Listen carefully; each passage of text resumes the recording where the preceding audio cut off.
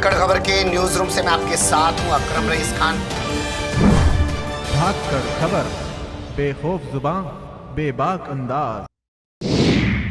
धाकड़ खबर के news room से मैं आपके साथ हूं अकरम रईस खान। इस खबर में किसी खबर पर बात नहीं करना चाहता हूं, मीडिया पर बात करना चाहता हूं। मीडिया किस तरीके से मुद्दों को तोड़ता मरोड़ता है, अगर मीडिया अगर चाहे तो क्या मुद्दे हो सकते हैं, और मीडिया अगर ना चाहे तो किन चीज़ों को मुद्दे बना सकता है।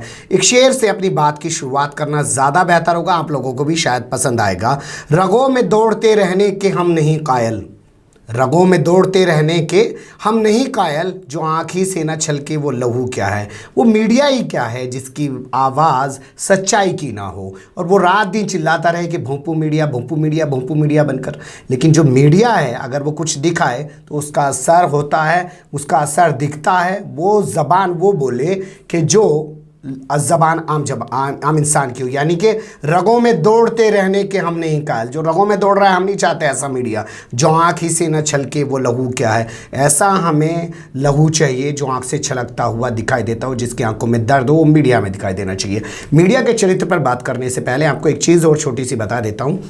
अगर आप लोग हमारा थोड़ा सहयोग करें, हमारा थोड़ा साथ दें, तो हम कुछ काम करना चाहते हैं, क्योंकि इस दौर में काम करने की ज़्यादा ज़रूरत है। हालांकि कुछ लोग काम करने पर लौटने लगे हैं, जैसे एनडीटीवी सबसे पहले अकेला होता था, वही काम करने पर लौटा। उसके बाद दूसरा चैनल एबीपी न्यूज़ उस फहरिस्त में शामिल हो गया है, और तीसरा चैनल न्यूज़ 24 जो है उस फहरिस्त में शामिल हो गए, जो लोग कुछ काम करने की कोशिश कर रहे हैं। इसके अलावा जितना भी तमाम मीडिया है वो भोंपूगिरी बजा रहा है, अपनी पीपनी बजा रहा है। इसके अलावा उसके पास कुछ है नहीं काम करने की। हालांकि इस दौर में ज़्यादा ज़रूरत है। जैसे कि मैं आपके सामने 3-4 मुद्दे रखूँगा और आप लोग भी मानेंगे और समझेंगे कि हाँ वाकई में क्या हो सकता है। जैसे पहला मुद्दा मैंने चुना है मायावती के बयान का। हालांकि मैं इस पर एक अलग से खबर कर चुका हूं, आप लोगों ने काफ़ी सराही है वो खबर। 1 लाख के करीब वो खबर हमारी चली है। आप लोगों ने कमेंट्स भी बहुत ज़्यादा किए, 600 से ज़्यादा कमेंट्स हैं उस खबर पे।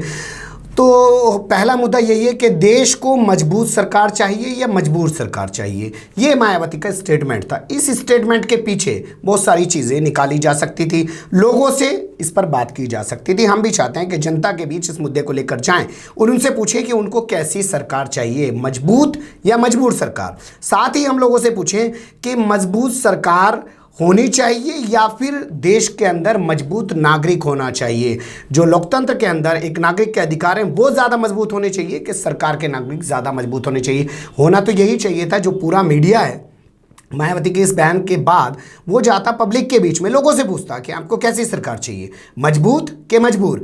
ऐसी मजबूत सरकार चाहिए जो आज लोगों का खून चूसने को तैयार है, जो नोटबंदी लागू कर देती है, जो जीएसटी लागू कर देती है, जो कहती है पशुओं की बिक्री पर रोक लगा देंगे, जो कुछ भी लोगों के लिए करती हुई अच्छा नहीं दिखाई देती है, जो यहाँ तक कि उनके मुँह से अन्न का निवाला छीन लेती है। कहले पहले आधार स्कैन कराइए, आधार लिंक कराइए, तब उसके बाद आपको राशन देंगे। वो आपको ऐसी सरकार चाहिए जो खाते खुलवाने के नाम पर आपके घरों में रखा हुआ पैसा उसको काला धन बता दे कि औरतों के पास काला धन रखा हुआ था, उसको निकलवा ले।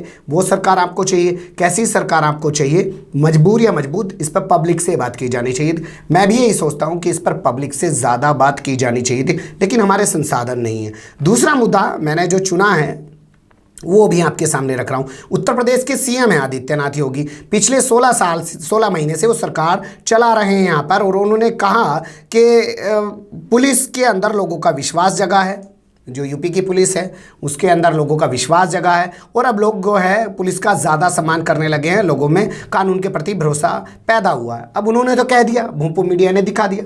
होना क्या चाहिए? होना ये चाहिए था कि तमाम थानों पर, तमाम पुलिस चौकियों पर, एसएसपी के ऑफिस पर जाकर देखना चाहिए था कि रोज़ाना एसएसपी के एक ऑफिस में, जैसे मैं गाज़ियाबाद ज़िले की बात करूँ, यहीं करीब मैं बैठा हूँ, तो गाजियाबाद जिले जाके देखना चाहिए था, ग्रेटर नोएडा जिले जाके देखना चाहिए था कि रोजाना एसएसपी के ऑफिस में कितनी शिकायतें आ रही हैं, पिछले शासनकाल में कितनी शिकायतें आती थी और इस शासनकाल में कितनी शिकायतें आ रही हैं, पिछले शासनकाल में कितनी एफआईआर दर्ज हो रही थी और इस शासनकाल में कितनी एफआईआर दर्ज हो रही है।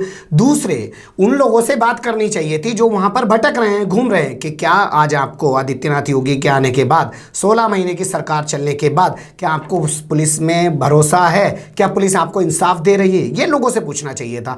मैं चाहता हूँ ये रिपोर्टिंग करना, लेकिन क्या करूँ, वो कहते हैं ना, जब मोर नाचता है तो अपने पैरों की तरफ देखता है और उनको देख के रोने लग जाता है। मजबूरियाँ हैं, विवशताएँ हैं, लेकिन रिपोर्टिंग हम वो कर सकते हैं, ये जो भोंपू मीडिया नहीं कर पाएगा। मैं आप लोगों को इसलिए बता रहा हूँ कि जो भी इस लायक हों, मेरे जैसे चैनल वाले, मेरे साथी जो कहीं चला रहे हैं, वो जहाँ भी हैं, वो जिस भी सूरत में हैं, वो अगर चाहें तो इस मुद्दे पर बात कर सकते हैं। थानों के बाहर जाएं, लोगों से पूछें क्या इंसाफ मिला, क्या पुलिस में विश्वास जगा, क्या पुलिस अब आपको बहुत अच्छे से ट्रीट करने लगी, वीआईपी ट्रीटमेंट देने लगी। आज भी पुलिस आपको वही गालियां दे रही है। बल्कि लोगों का तो यहाँ तक कहना है, मैं अपने बता रहा हूँ आपको, कि सपा बसपा के टाइम में तो बीच में एक दलाल होता था पुलिस के बीच में, पुलिस ने दलाल की प्रक्रिया खत्म कर दी है, खुद अपने पैसे लेने लगी। और ये हम भी नहीं कह रहे हैं, जो इनके बेरिया से विधायक हैं सुरेंद्र सिंह, बहुत सारी जगह के विधायक हैं, गाजियाबाद के लोनी से एक विधायक हैं नंदकिशोर गुर्जर, वो आए दिन अपने पुलिस पर आरोप लगाते, और बहुत सारे लोग आरोप लगाते हैं। बल्कि जो बेरिया के विधायक हैं, उनका स्टेटमेंट अगर पुलिस के बारे में सुनेंगे तो दंग रह जाएंगे। वो कहते हैं वेश्या पैसा लेके संतुष्ट तो करती है, ये पुलिस तो पैसा लेके काम भी नहीं करती है। ऐसी अभद्र टिप्पणी उन्होंने पुलिस पे की है।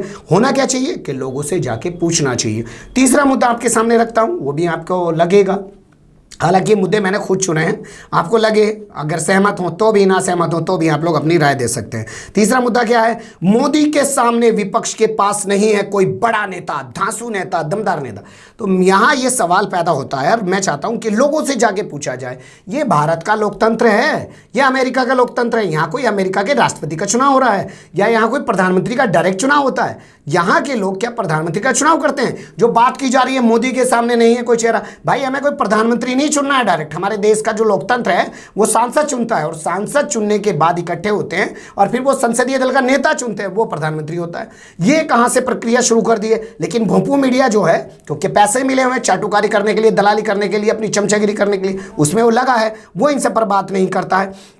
यहाँ के लोग क्या सरकार चुनते हैं कि नेता चुनते हैं? यहाँ के लोग सरकार चुनते हैं, कोई प्रधानमंत्री या राष्ट्रपति नहीं चुनते हैं। और सरकार का मतलब समझ लीजिए, सरकार का मतलब एक मंत्रिमंडल से है जो पंचायत होती है, ना कि अकेला एक प्रधानमंत्री, एक पार्टी का राष्ट्रीय अध्यक्ष या एक कोई वित्त मंत्री, 2.5 लोग पूरी सरकार चलाए और पूरा मंत्रिमंडल के कोई मायने ना हो। तो हम लोग सरकार चुनना चाहते हैं, पंचायत चुनना चाहते हैं यहाँ के लोग। मैं ये लोगों से पूछना चाहता हूँ कि वो इस बारे में क्या कहते हैं। मुद्दे बहुत हैं, लेकिन करें क्या साहब? फिर वही बात है, नहीं जा पाते हैं, संसाधन उसने नहीं है। चौथा मुद्दा, विकास के नए नए कीर्तिमान स्थापित कर दिए हैं, शिक्षा के नाम पर, सड़क के नाम पर, स्वास्थ्य के नाम पर, बिजली के नाम पर। आज पूरी यूपी में बुरा हाल है बिजली का। मैं चाहता हूँ लोगों के बीच जाऊँ, उनसे पूछूं कितने घंटे बिजली आ रही है, कितनी बिजली मिल रही है। लेकिन भोंपू मीडिया सपा के शासनकाल में दिखा सकता है, बसपा के शासनकाल में दिखा सकता है यूपी में बिजली नहीं मिली, अभी नहीं दिखा सकता।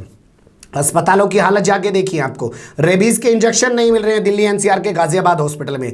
दिल्ली एनसीआर के गाजियाबाद हॉस्पिटल में कल आपने देखा, पुण्य परसों वाजपेयी ने स्टोरी दिखाई, जो महिलाएं हैं, जो जिनका प्रसव होता है, उनको पैसा तक नहीं मिलता है। शिक्षा की हालत ये है कि स्कूलों में जाके आप देखेंगे कि बच्चे में मिट्टी में बैठने को मजबूर है, उनको किताबें नहीं मिल पाती हैं, उनके पास ड्रेस नहीं है, कभी उनको मोजे मिलते हैं तो कभी जूते नहीं मिलते हैं। ये हालत है, लेकिन दिखाएं कैसे, करें कैसे, आपको बताएं कैसे। स्वास्थ्य की हालत मैंने आपके सामने अस्पताल की रखी दी है। ग्राउंड जीरो जो पर जाकर मैं सारी रिपोर्ट करना चाहता हूं, धाकड़ खबर ये सारी रिपोर्ट करना चाहता है, एक एक जगह जाकर आपको दिखाना चाहता है, आपको बताना चाहता है, लेकिन क्या करें, हमारे पास संसाधन नहीं है। आखिर में फिर यही कहूँगा, अगर आप लोग हमारा सहयोग करेंगे तो हम एक छोटे से स्तर पर एक छोटा सा मीडिया बनने की ज़रूर कोशिश करेंगे। क्योंकि देखिए साहब, हम कोई भोंपू मीडिया के पत्रकार नहीं है जो एसी के रूम में बैठे हैं। हमने ज़मीनी सतह पर काम किया, हमें पता है खबरें कैसे निकलती हैं और खबरें कहाँ से निकाली जाती हैं। आज वो बात कर रहे हैं कि उन्होंने स्मार्ट सिटी बना दी। जिस जगह चले जाइए, दिल्ली एनसीआर का ज़िला है साहब गाज़ियाबाद, डूबा पड़ा है पानी से, शर्म नहीं आती है, पर निकलने के रास्ते नहीं हैं। झंडे लगा दिए हैं रास्तों पर, जहाँ पानी भरा है ना, नगर निगम नगर पालिकाओं ने लाल झंडे लगा दिए साहब, यहाँ को खतरा है, यहाँ को मत गुजरी। दिखाना चाहता हूँ वहाँ जाकर आपके सामने, वहाँ का हाल आपको बताना चाहता हूँ, लेकिन मजबूर हूँ, विवशताएँ हैं, इसलिए यहाँ से बैठकर ही आपके सामने तमाम रिपोर्ट रखने की कोशिश करता हूँ। वो जो ये रिपोर्ट रखता हूँ ना, ये पत्रकारिता मुझे पसंद नहीं है। न्यूज़ रूम के अंदर की, स्टूडियो के अंदर की पत्रकारिता मुझे पसंद नहीं है। मुझे पत्रकारिता पसंद है फील्ड की, फील्ड के अंदर जो सच्चाई है वो सामने आनी चाहिए। तो ये कोशिश थी मेरी आपके सामने रखने का कि मीडिया क्या कर सकता है, मीडिया क्या नहीं कर सकता है। लेकिन मीडिया मुद्दों को किस तरीके से बदल दे रहा है और किस तरीके से नहीं बदल रहा है, ये छोटी सी कोशिश कैसी लगी कमेंट्स के रूप में आप लोग अपनी राय दे सकते हैं। खबर को लाइक कर सकते हैं, चैनल को सब्सक्राइब कर सकते हैं, ज़्यादा से ज़्यादा हमारी खबरों को शेयर कर सकते हैं। ऐसे ही फिर किसी सुलगते हुए उलझते हुए मुद्दों के साथ मैं आपके सामने हूँगा हाजिर। फिलहाल अभी मुझे दें इजाज़त।